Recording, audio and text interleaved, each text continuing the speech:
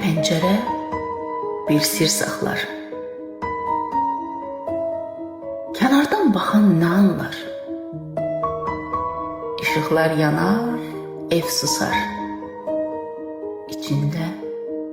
İçində min dərd oyanar.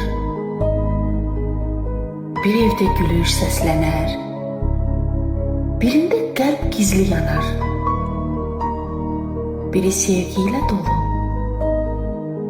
biri təkliyə boylanar. Biri ümidlə nəfəs alar, biri kölgəyə sarılar. Hər evin öz hekayəsi var. Şahidi